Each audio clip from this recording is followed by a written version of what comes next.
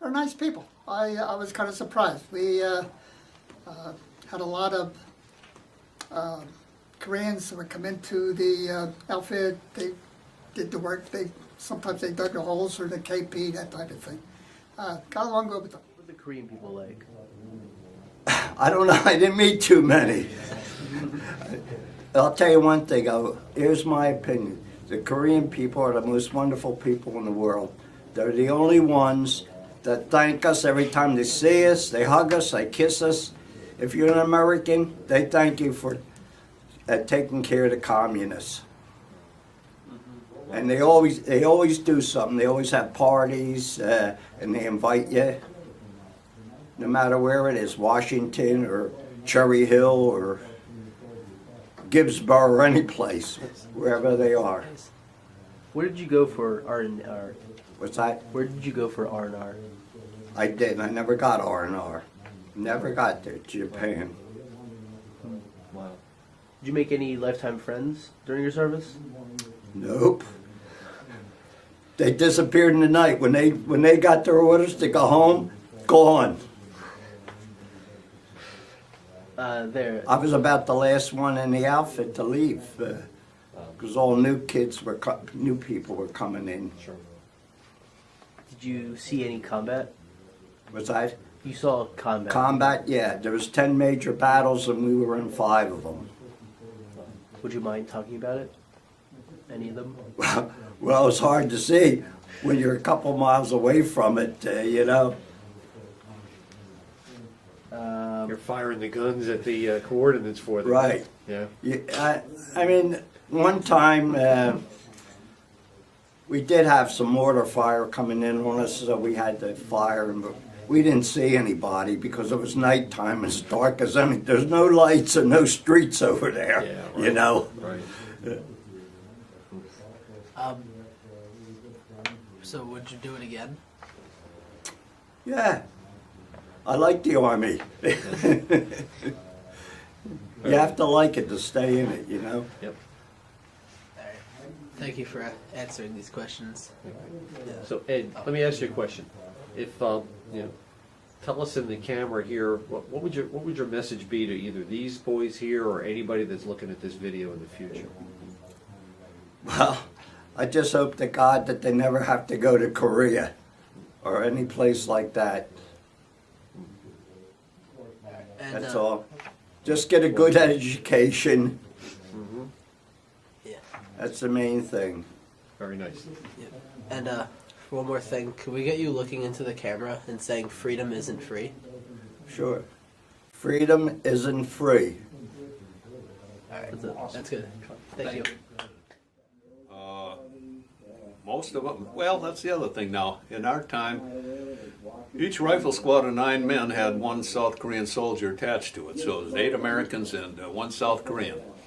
And they lived right with us the first winter I was there. We still lived in 8-man squad tents, 9-man squad tents. So we had one in with us all the time. And they knew more English than we did Korean, but between us, we assimilate a little of each other's language, and before long everybody could converse well and make their needs known. And I thought they were affable men and good soldiers. I brought a picture along with me that they're scanning into this interview, I think, of me with 3 South Korean soldiers taken on Christmas Day 1956 in Busan. 3 of my close friends down there. And yeah, I have never corresponded with any of them since, but there were some good people there. So other than them, did you make any other lifetime friends in the service? I'll tell you, there's several I wouldn't mind seeing again sometime. I have never seen any of them since I was discharged.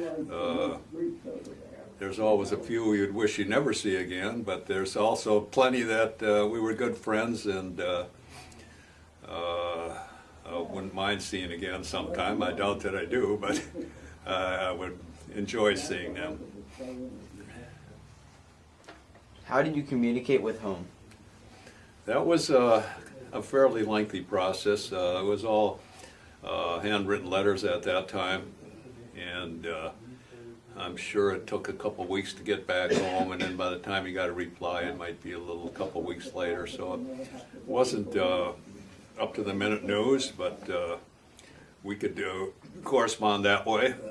I took a lot of pictures, sent a lot of pictures home, and I did get to Japan on leave twice for a week each time.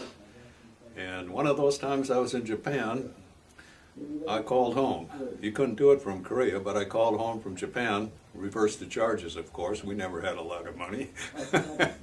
And I have no idea what time it was, probably the middle of the night there. I know it's a different day on the other side of the international date line. But I did talk to my folks briefly at that time. At the time, as I recall, I think it cost about $3 a minute. It was not inexpensive. I mean, yeah, fairly costly, but it was the one time I did speak directly to the folks. Wonderful. Absolutely marvelous, really. They couldn't do enough for us, and they still, to this day, thank us for going. They couldn't have been nicer, and they were so grateful for us to be there. Really? They really, really were, yeah. Years later, even today, they're still very, very grateful that we went there, yeah. Yeah, we only had one problem with the Koreans, and that was a little orphan that we had. And we sent him back to the orphanage. He escaped and came back up again. 3 times he did that. He escaped from the orphanage, he came back up again. And our committee officer said, there's no point in sending him back. So they got some material and they made the little guy in uniform, he stayed with us. They said, if we get caught with this, it's going to be a lot of trouble. They said, what are we going to do? He keeps coming back. So we kept him with us till we went home, and then we gave him to somebody else. To this day, I don't know what he does. But he wasn't going to go back. He wanted to be with the Marines. How about that? What a great story. Yeah. And then North Koreans used orphans, too, against us. They would send them up, to draw a fire, use up our ammunition. So we learned, right quick, we learned, don't shoot him. Just grab him, spank him, and send him back down the hill. Our Korean people were extremely nice to Americans. They loved us for what we did for them during the Korean War, and they showed it every time that I met or interacted with a Korean. They were always helpful. My first encounter with them was leaving Seoul to be assigned to the unit that I was in. I had to go to the battalion headquarters, which is in Daegu, 4 hours south of Korea. And they just took me and my baggage down to a bus station, bought a ticket for me, got my baggage on the bus, put me on this bus. I was the only American on the bus. Everybody else was Korean, and they said, goodbye. I didn't have much contact with the Korean people, but the children around the base used to come and we'd give them candy. The Korean people were very, very appreciative of what we were doing to help them out with the destruction that had been brought on their country by the North Koreans and the Chinese. They did everything they could to try and help us out. They were very friendly. And to this day, we go around, our Korean group that we're involved in, we go around to certain Korean organizations. Last year we went to the Methodist Church here in Cherry Hill, and they just treated us tremendously. So they were just very appreciative of what we did for them after what had been brought on to them by the Chinese. Oh, they were very grateful. And while I was there, I went to military educational school while I was there and learned the language. And so I had pretty good rapport with them simply because I could understand most of what they were saying. I usually greet people, and the normal greeting there is Anya Hashimnika. And then, of course, if you return it, Anya Hashimnika. And also, when you're leaving, Anya Kashamida. And other things. Now, that was over 30 years ago, and even now, sometimes if I go to a place where there's Koreans working, or like some of the stores, and I'll say, Anya Hashimnik, and they'll look at me with surprise, because they said that my accent was real good. And that was over 30 years ago. Now, I don't know if I know my accent as opposed to the Koreans' accents, but that's what they would tell me. What were the Korean people like? Oh, just super, super. I had somehow God gave me a relationship with them that I wasn't aware of because I was only 17, 18, 19 years old. That's going full cycle to today. I have big involvement with Korean people today, the Korean church, Korean children. Our pastor at our church, the assistant pastor, was Korean. I had extreme relationship with them. I just tried to treat them as though they were my grandparents. There was no one there but old and young. That's all there was. There was no middle because they were all in the service. But I had a fantastic relationship with the Korean people. I'll tell you, there's several I wouldn't mind seeing again sometime. I have never seen any of them since I was discharged. There's always a few you'd wish you'd never see again, but there's also plenty that we were good friends and I wouldn't mind seeing again sometime. I doubt that I do, but I would enjoy seeing them. Lifetime friends? Yes, I've had a number of friends that I've been in touch with, but subsequently over the years I've lost touch with most of them. The only person I'm still in touch with and really friendly with is my company commander from Korea. He's retired in Virginia, and we communicate a number of times during the year. How did you communicate? Yes, I made, you mean the service in general or in Korea? Like, in general. Say again? In general. In general. Well, I did make a lot of friends, but they were scattered all over the country, so to actually say that I had lifetime friends would be stretching it simply because there's not too many that I knew of that actually lived in New Jersey. I did make a lot of friends, made a lot of friends. Absolutely.